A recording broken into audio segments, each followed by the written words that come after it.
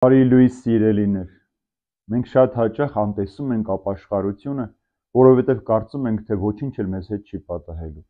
Բայց երբ որ մենք ընթերցում ենք Սուրբ Գիրքը, տեսնում ենք, որ ապաշխարությունը շատ կարևոր տեղ ունի մարդու կյանքում։ Առանց ապաշխարության հնարավոր չէ մտնել երկնքի առաքելության։ Երբ Հիսուս գա դատելու, ասում են ժամանակ աշխարհի բոլոր ժողովուրդները լացուկոց պիտի անեն, երբ որ տեսնեն մարդու որդուն։ Պիտի հասկանան, որ այլևս ժամանակ եւ հնարավորություն չունեն, որպեսզի ապաշխարեն։ Առավել եւս նաև մահվանից հետո մարդը չի կարող ապաշխարել։ Դրա համար այս երկրավոր կյանքը, որ տրված է մարդուն, մարդը միշտ նաև իր ապրած ամեն օրվա մեջ պիտի անդրադառնա, որ ինքը նաև մեծ պատասխանատվություն ունի Տիրոջը հանդիպելու համար պատրաստվել։ Եթե դու չպատրաստես այդ հանդիպմանը, երբ որ Տերը գա, դուրս կմնաս երկնքի առաքելությունից եւ այլևս ոչինչ չես կարող փոխել քո կյանքի մեջ։ Տեսնենք ինչ այսօր ասում մեզ Հիսուս Մարկոսի ավետարանի 13-րդ գլխում։ Բայց այդ օրերին, այդ նեղությունից հետո արեգակը պիտի խավարի եւ լուսինն իր լույսը չպիտի տա, եւ աստղերը երկնքից վայր պիտի թափվեն եւ երկնքում զորությունները պիտի շարժվեն։ Եվ այն ժամանակ պիտի տեսնեն մարդու որդուն եկած ամպերի վրայով, զորությամբ եւ բազում փառքով։ Եվ այն ժամանակ պիտի ուղարկիր հրեշտակներին ու պիտի հավաքիր ընտրյալներին 4 կողմերից, երկրի ծագերից մինչև երկնքի ծագերը։ Բայց դուք այդ թզենուց սովորեցեք առակը, հենց որ նրա ոսტերը կախեն եւ նրա վրա տերև դուրս գա, իմանում եք, որ ամառը մոտ է։ Նույնպես եւ դուք, երբ այս բոլորը կատարված տեսնեք, իմացեք, որ նա մոտ է դռների առջև։ Ճշմարիտ եմ ասում ձեզ,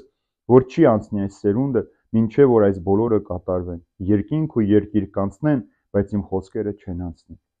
Անցյալ անգամի մենք խոսեցինք, թե ինչպես պիտի լինի Տիրոջ գալուստ եւ ինչպես մարդիկ պիտի գան մեզ մոլորեցնելու։ Բայց այս մեզ բոլոր ամեն ինչից հետո, նեղությունից հետո մեծ ավեր պիտի լինի աշխարհում։ Արեգակի լույսը պիտի կորցնի, լուսինը պիտի խավարի, աստղերը պիտի թափվեն եւ մեծ զորություններ պիտի շարժվեն, որ մինչև այսօր չի եղել։ Ամեն տեսակ դժվարություններ ու փորձություններ, որից հետո ասում է երկնքում պիտի երևա մարդու որդին, ամպերի վրա նստած, նախ նրա նշանը պիտի երևա։ Նախ երկնքում Տիրոջ խաչը պիտի հայտնվի, հայտարարելու, որ մարդու որդին գալիս է եւ գալիս է դատելու եւ հրեշտակներին պիտի ուղարկի, որպեսզի ընտրյալներին հավաքի։ Իսկ նրանք, ովքեր չկարողացան այդ ընտրյալների մեջ հայտնվեն, լաց ու կոծ պիտի անեն, որովհետեւ իրենց ժամանակը վատնեցին զվարճանքների, գերուխումների, հաճույքների եւ այդպես էլ չկարողացան Տիրոջ համար գոնե մեկ օր ապրել այս աշխարհի մեջ։ Եվ օրինակը բերում է թզենուն, երբ որ ասում է տեսնում եք թզենին ծաղկում է տերևները տալիս, մենք հասկանում ենք, որ ամառը մոտ է։ Երբ որ այս բոլոր նշանները աշխարհում տեսնեք,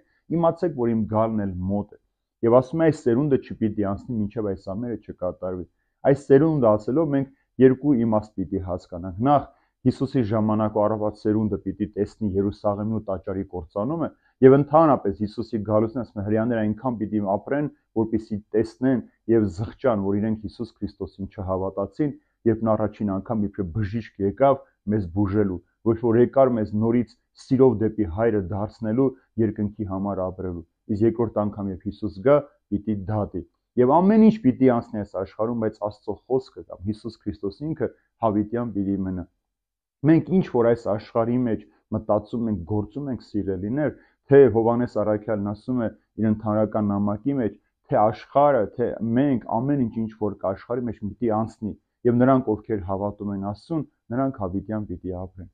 Ամեն ինչ այս աշխարհի մեջ ինչ որ կա, մի օր պիտի քանդվի, պիտի ոչնչանա, որպեսզի նորից նորոգվի անապական անարատ, ինչպես որ Աստված ստեղծել է։ Եվ այդ ստեղծագործության մեջ է, որ մենք պիտի փորձենք ձգտենք ապրել։ Այդ նոր առողջության մեջ, երբ որ նոր երկինք ու նոր երկիր ստեղծվի, մենք իբրև մարդ կարողանանք մեր նախկին անարատ բնությամբ,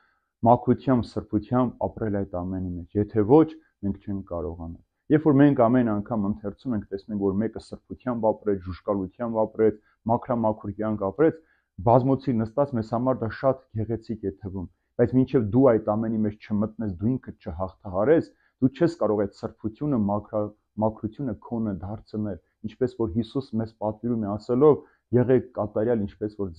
ձեր երկնավոր Հայրն է կատարյալ։ Այս աշխարհի մեջ մարդը մեկ ձգտում ունի, վերադառնալ այնտեղ, որտեղից մի ժամանակ մեղքի պատճառով դուրս տրվեց, հորենական տուն, դրա համար ասում է նա դռների առջև է, ամեն օր թակում է յուրաքանչյուրի սիրտը, եւ դրսից այդ դուռը բռնակ չունի, Հիսուս ինքը չի կարող բացել, բռնակը պիտի բացի մարդը, այն բռնակից պիտի բռնի ու բացի, որպեսզի Հիսուս մտնի եւ այդ տան մեջ թագավորի։